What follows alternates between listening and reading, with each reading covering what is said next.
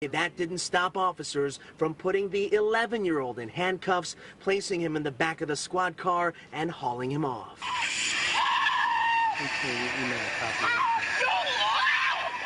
And that's your son screaming. Yeah, talking about mom, help me.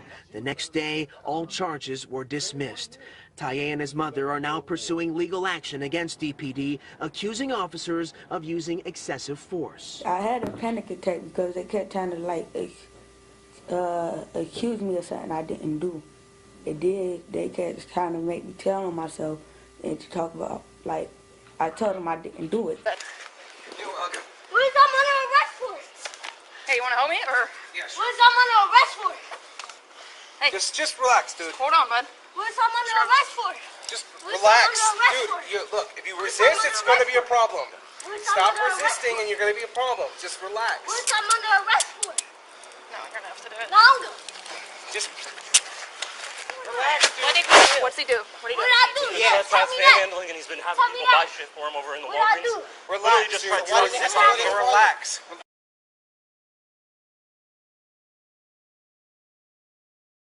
Relax. But this shit is tight. Buy stuff for him?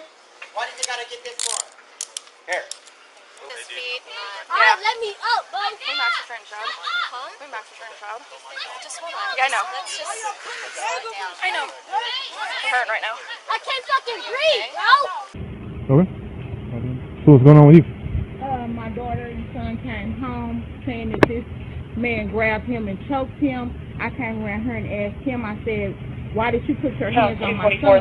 He said, oh, he threw some paper. I said, and I told him to pick it up. He said my son didn't pick it up. He defined him, so that's why he did it. Instead of following him home, he said, but y'all don't even live here. It doesn't matter where we live. You don't have the right to grab and choke nobody's son. Okay. Nobody. So I have a problem with that. My son is 7 years old. You don't have the right to grab him, choke him behind no paper that he threw.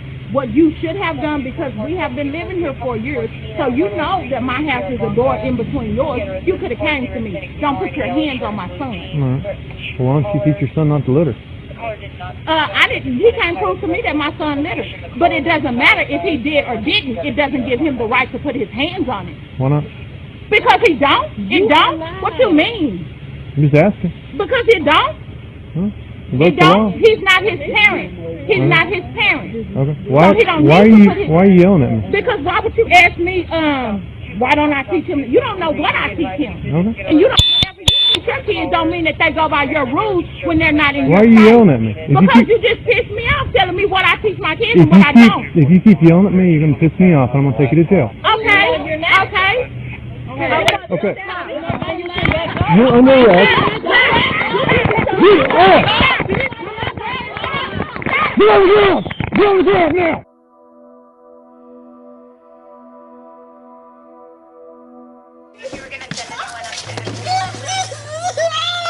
Yes, man. Put your arms behind your back. Put your arms behind your back. Ow! You're hurting my arm. Get off me. I was just wondering if you were going to send anyone upstairs. Yes, I actually had a sub just Turn over! Turn over!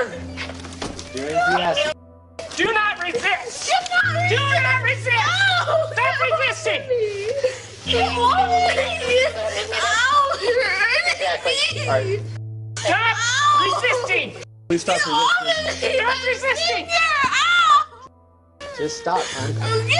Stop resisting! Stop! Put your arms behind your back! Let me get off! Let's let her stand up. Therefore, you shall serve your enemies, whom the Lord will send against you in hunger, in thirst, in nakedness, in need of everything, and he will put a yoke of iron on your neck until he has destroyed you. The Lord will bring a nation against you from afar, from the end of the earth, as swift as the eagle flies, a nation whose language you will not understand, a nation of fierce countenance, which does not respect the elderly, nor show favor to the young, which does not respect the elderly, nor show favor to the young, which does not respect the elderly, nor show favor to the young.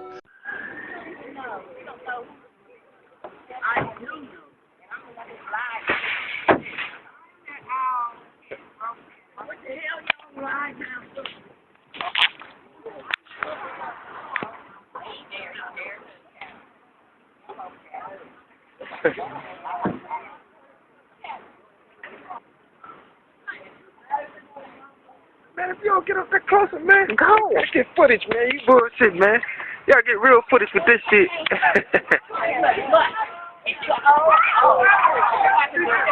You just slammed the outlet. Come on,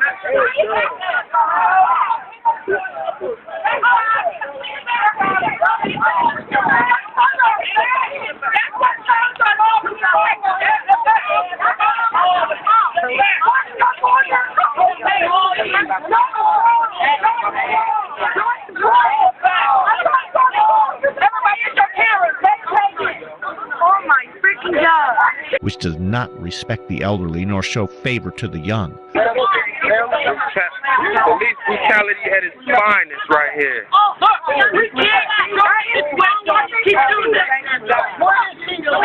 Good evening. A child just 6 years old is placed in handcuffs by police. The African Canadian Legal Clinic is now filing numerous complaints against the school board and the police, including human rights complaints. Had she not been an African Canadian child, I strongly believe this would not have happened. Police are reviewing the incident, but the legal clinic wants answers and accountability. An apology, it's a start and only a start.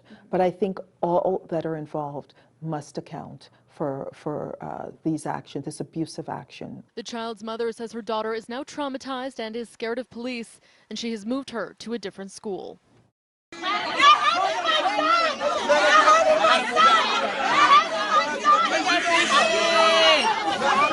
my God!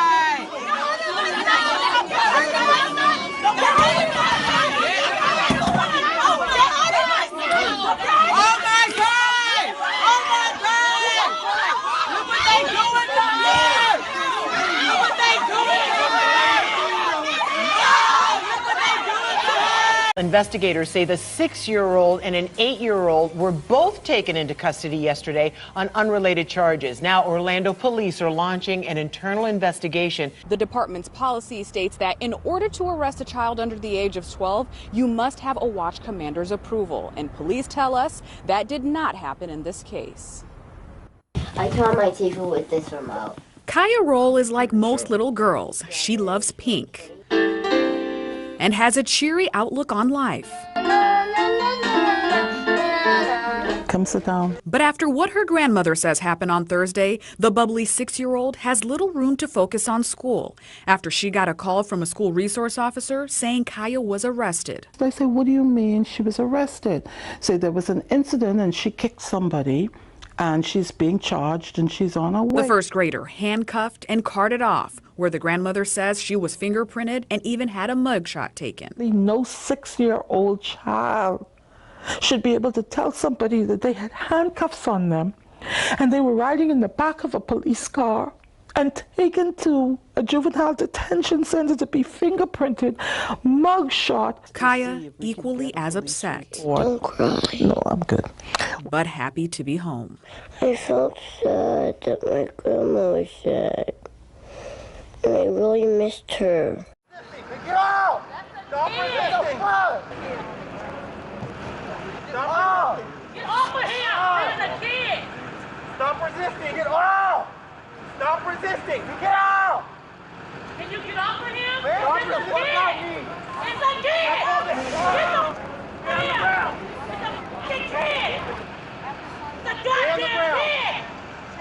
Turn around! Go! Around! Kid! Hey, look it! Turn around! Turn around! Turn around! Leave him alone! Stay on the ground! Sit right there! But I'm trying to shoot you! Kid! Stay on the ground! It's a goddamn kid!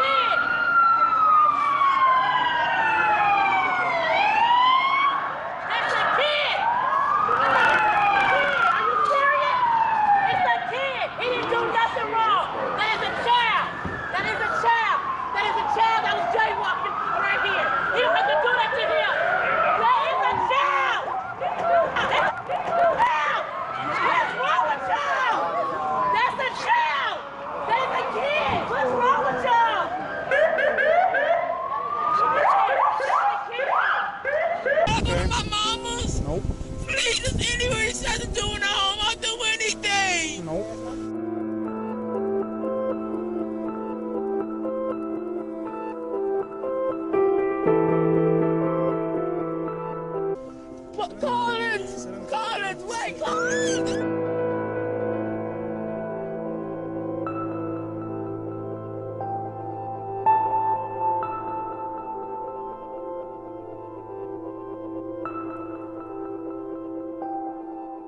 I will stop when you get in. Stay there. Stay there. Stop. Do not spit on me. I thought it was really terrible. They shouldn't have did that man like that. He was begging to please don't take me. And if I had known that they were gonna take, I would have said something. I thought they were just talking, but they usually do.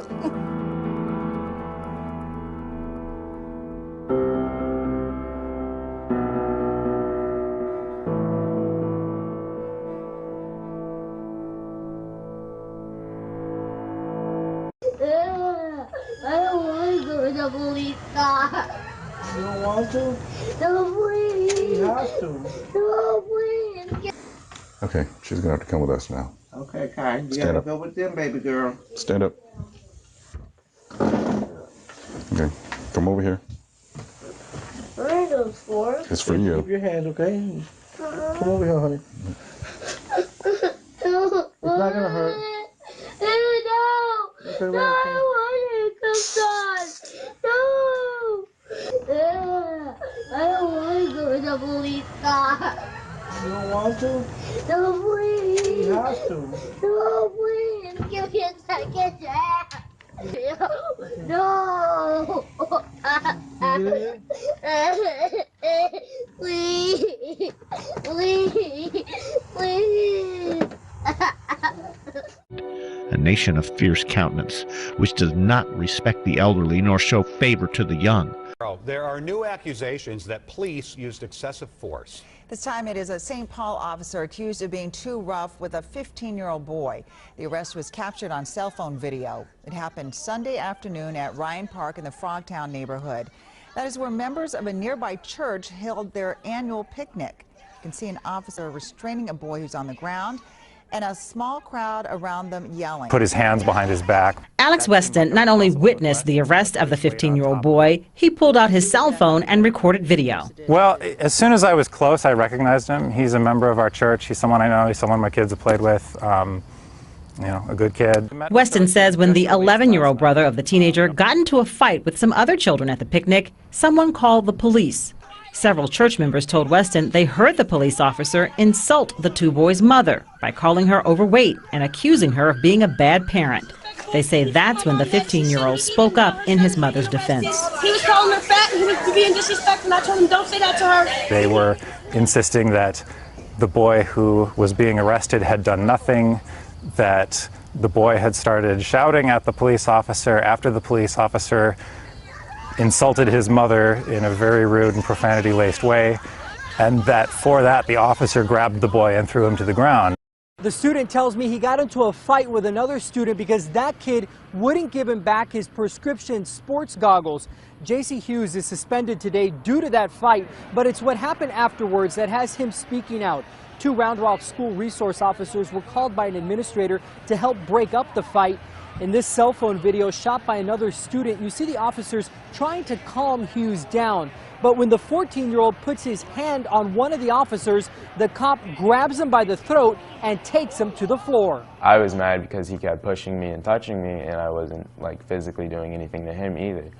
And that's the point where I was like, can you leave me alone? And that's when he took me. This incident is currently under review by the police department staff. Grand Rapids, Michigan, officers pointing their guns at an 11-year-old girl, handcuffing her as she screamed for her mother to help. You're not going to jail or anything. Stop yelling. Those screams from 11-year-old Honesty Hodges. The incident, captured on the officer's body cam, began when the elementary school student, her mother, and aunt were leaving a home in Grand Rapids, Michigan. Police incorrectly believe the suspect, sought in an attempted murder case, was hiding inside. Stop yelling. Weapons drawn, the girl, terrified, starts crying as the officer cuffs her. I didn't do anything wrong. I've never been in trouble by the Grand Rapids police. Her mother demanding answers. You got us all into cop cars, have my child scared. Like, why? For what? For the first time, 76-year-old grandmother Rena Mellerson, who was thrown to the ground by a Baltimore County police officer last week, is speaking about the incident captured in this viral video. Do you trust police in Baltimore County where you live? For me to see the lady that raised me thrown to the ground, I would never do anything like that to my grandmother. And I would not want anything like that to happen to anybody else's grandmother. I'm not a criminal. My mother's not a criminal. My daughter's not a criminal. One thing they can't say, well, we checked their background and they had this, that, and the other. You won't do it to this family. Lady can barely walk and you slam her like that. The family alleges the officer barged into the house in Gwynn Oak and deployed pepper spray in the home, traumatizing the grandchildren. I didn't know what they did. Before another officer responded and threw Ms. Mellerson to the ground.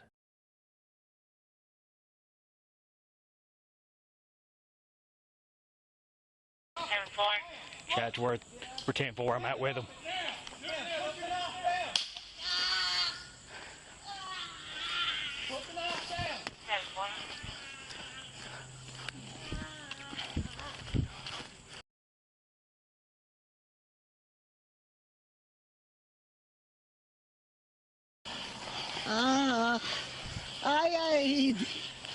Stand up. Stand up. Stand up. Stand up.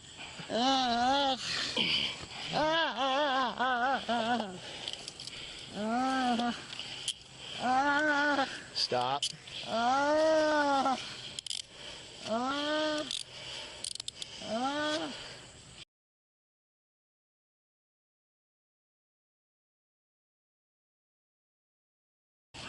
It's on your chest, Terry. Whoop. It's okay.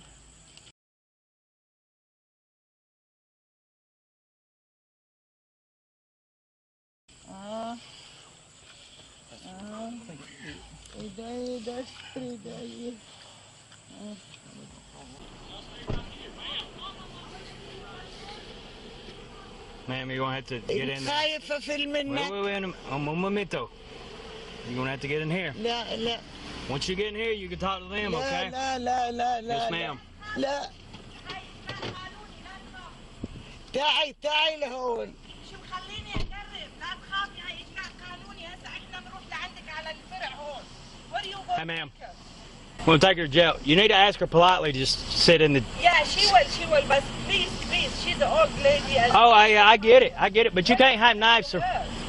You... Okay, just sir, tell her to sit down and we'll talk to her. Yeah, where? Tell her to sit in the car. Sit in the car. Yeah, try to translate to her to sit in the car, ma'am, because we don't want to pick her up or force her. ما يعملوا لنا مشكلة يفضحونا. أبوي نايم. وكامل هسه بيجي لعندك. She's mother-in-law Solomon Donay. If you know him, you know we are good people.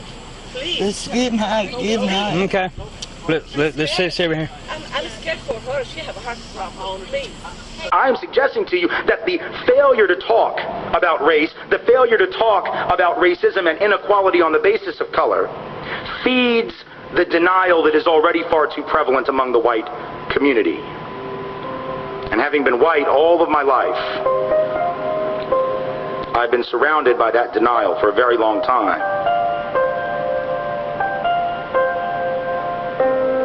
A few years back, white Americans were asked whether or not we believed that racial discrimination was still a significant national problem for people of color, or whether it was just a problem, whether it wasn't much of a problem, wasn't a problem at all, and we just weren't sure. They also asked black and brown folk this question. Folks of color, it won't surprise you, said, yes, it is a significant problem, actually, and not just because I read about it in a sociology textbook. I actually have lived it and would be more than happy to tell you what kind of problem it's been, but these were pollsters, man. They didn't care about that. They just wanted the yes or no, then they were on to the next house. And they asked white folks, is it or is it not a significant national problem, racial discrimination for people of color and against people of color? And only 6%, 6 out of 100 said yes, that it was a significant national problem. Then we are to believe what people of color tell us they experience on a fairly regular basis. That is denial so profound as to boggle the mind, but there it is. And the people who are saying it are not mean-spirited, they're not hard-hearted, they're not bad people. I firmly believe that most people are good people. I could be wrong about this, but I have two little girls, ages 6 and 4, and I choose as a parent to believe that most people are good. If you have evidence to the contrary, keep it to yourself. I do not want to know it or hear it this evening. What I do know is that those individuals who said that, as well-meaning as they may have been, that they really didn't see it as a significant problem, aren't new in their denial. See, it's one thing for young people to think that the problem is solved. I almost get that. I almost understand it, because if you're under the age of 25, maybe even under the age of 35, what you know, what we tend to know, younger people, about this history and about this legacy is what we see in that grainy black and white footage every MLK Day, or maybe during Black History Month. If I were to ask you, do you believe that folks of color had equal opportunity and were treated equally in this country in 1963? Or whether or not black children were treated equally in schools and had equal educational opportunity in 1962, I know right now that no one in here would say, well, of course, you know, naturally they did. 1963, that was a damn good year to be black or brown in America. What are you talking about? Everyone, regardless of your position about 2007, would quickly acknowledge how bad it was back in the day, because it's no sweat off your back. 44, 45 years later, it's easy to talk about how bad it was, but now see, here's the trick. What do you think white folks said when those very questions were put to them in 1963 and in 1962? At a time when the apartheid system in this country was very much in full effect. It was before the Civil Rights Act, before the Voting Rights Act, before the Fair Housing Act. In retrospect, we can all look back and say how profoundly unequal it was. How profoundly unequal it was. And yet when white folks were asked, some of them our parents, our grandparents, great uncles, great aunts, these ancestors of ours, right, were asked the very same question in 1963. Do you think that people of color, they didn't use that term, it said racial minorities. Do you think that racial minorities are treated equally in your community? And 80% of white folks said yes. In 1962, when Gallup asked, do you think that black children receive equal educational opportunity in your community? 90% approximately of white folks said yes. Nothing to see here. What is all this complaining? What is this march on Washington? I don't get it. White folks were asked by Newsweek what they thought about it. They said 2/3 of whites said that Dr. King and the movement were pushing too far, too fast, asking for too much, and too soon. The idea that this country was ready to hear this, even at the time when we know how vicious it was, is a lie. What does it say that white folks were in denial in 62 and 63? What does it say that if you'd gone back to the 30s and asked the question? You think white folks were clear then? The 1890s. What did white folks say? Those southern editors of newspapers where I'm from, they would say, well, we get along fine with our Negroes down here if you Yankees would just leave us alone and stop messing in our business. Go back to 1850 and read what Dr. Samuel Cartwright, a well-respected member in good standing of the medical profession in this country, said. Not only was racism not a problem, there wasn't even a word for that yet, slavery wasn't a problem, so much so that he decided that any slave who would run away obviously had a mental illness. Because you'd have to be crazy to run away from bondage. So he came up with a term, he called it drapetomania. Don't even know what the root of that is, don't want to know, don't understand where the word came from, but that's what he called it, drapetomania. You must be crazy, you must be mentally ill to run away from your loving master. Denial. In every generation, 2007, 1963, the 30s, the 1890s, the 1850s, my point being that in every generation, members of the dominant group have said there is no problem, and in every generation, without fail, we have been wrong. And in every generation, people of color, those who are the targets of that oppression and subordination, have said there is a problem, and in every generation, without fail, they have been right.